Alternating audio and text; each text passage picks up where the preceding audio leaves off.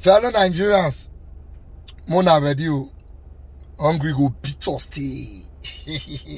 Hungry go beat us too.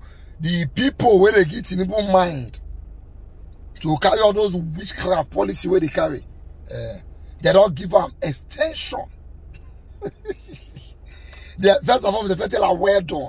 Now they tell her say, you go need to use hungry beat us again for the next 10 to 15 years. Say they want to do never like they talk alive in flesh and blood. I hear them. So, World Bank Vice President Mr. Gill, during the Nigerian Economic Summit, said that Tinubu is doing the right things. But Tinubu will need to continue doing these things for the next 10 to 15 years for Nigeria to be better. Let me first and foremost show you the speech before I swear for person. Watch this. And the Vice President of the World Bank, Mr.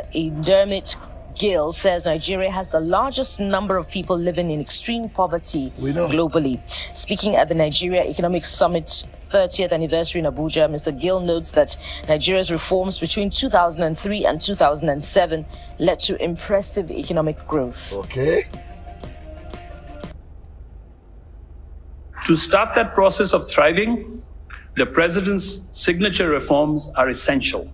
Okay. They are essential to break from the past and to chart a more hopeful course for all Nigerians. Okay. These include the unification of what used to be multiple exchange rates. They include allowing that unified exchange rate to be determined by the market. And of course, they include the elimination of fuel subsidies. Okay. But implementing such a far-reaching reform is impossible without solid political commitment from the top.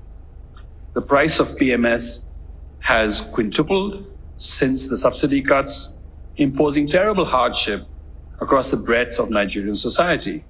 The central bank has had to hike its policy rate by a huge 850 basis points, that's almost 9 percentage points, in the last 9 months, to boost confidence in the Naira and anchor inflationary expectations.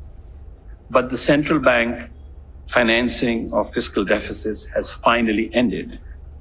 And Governor Cardoso has been putting Nigeria, or be helping to put Nigeria on the right course, on the correct course. But this is only the beginning. Nigeria will need to stay the course for at least another 10 to 15 years to transform its economy. You see the luck when this Mr. Gill gets is that I don't know his house. Even if I don't send thunder. I would not tell my village witch. Say me they send thunder. Go help me greet and good morning. You see, one of the biggest enemies of Nigerian economies, or the economy of Nigeria, one of the biggest enemy is World Bank and IMF. Now that they get about this idea, when they implement, and look at what it is costing us. Because once Nigeria suffers, they are the ones to give us loan. And then they can use it to be holding us for work. Let me explain something to you. Fuel price where they now. For you to be able to buy at 300, I mean somebody has to pay the balance for you. That's what it's called subsidy. Dollar price where they now. For you to be able to buy it at 200, that means somebody has to pay the balance for you. That is what is called subsidy. During Goodluck Jonathan, he was paying subsidy on lights, he was paying subsidy on dollars, he was paying subsidy on fuel. And yet, Nigeria was the highest economy in Africa. We are the 25th in the world. Go and research. It was said that by 2025, Nigeria, Qatar, India, China will be one of the best economies in the world. That was what Goodluck handed over to Buhari. Nigeria was progressing by 6 to 7% every year when they do economic breakdown. We were making money, we were getting better.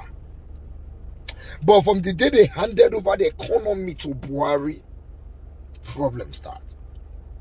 When Goodluck And Yar'Adua first tenure, when Yar'Adua win election, dollar was 125.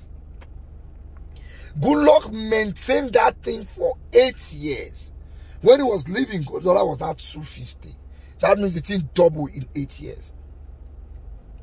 When Tinubu entered last year, dollar was 500. In less than 2 years, dollar had gone to 1,600 times 3 and something. In less than 2 years. Goodluck doubled it in 8 years. Tinubu tripled it in less than 2 years. Meanwhile, when Goodluck did it, they were shouting, oh, that can dollar be 200. Hey, we want to take dollar back. See where they don't take us to. And all the mumu advice, where World Bank they give them. All this stupid advice. The decisions the man is taking is dropping children out of school. People can't pay school fee anymore. People can't eat. They're getting malnourished. People are suffering. Crime rate is increasing. And you are telling him he's doing the right thing. Okay, no wahala. As they save all this money for the subsidy, what is he using the money for? I mean, as they save the money, they put out somewhere where they see. We for no they complain.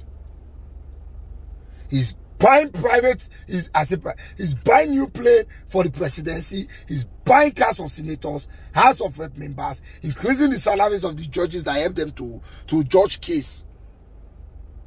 The ones who remain, he go share and give governors. And yet they say he's doing the right thing. See this World Bank and IMF, maybe they come out their dirty maths on Nigeria economics. This one we call Mr. Gill. No one I be like fish. Maybe come out their dirty maths. We can run our economies ourselves. They are helping us destroy the economy so that they can keep borrowing us money and hold us to ransom. There are laws Nigeria would have put in place if we are not borrowing money from these people. But just because we are borrowing money from them, we don't want to offend them. Now, just now they talk about Bobrisky matter. Do you know it's not a crime to be a transgender in Nigeria? It's not the constitution. If you do it, they'll find another way to punish you. Because they don't want to put out for the constitution. If they put out for the constitution, these people go first. And they don't go borrow us money again. Tinubu is doing everything wrong. Companies are leaving Nigeria. But some people are telling him that he's doing it right.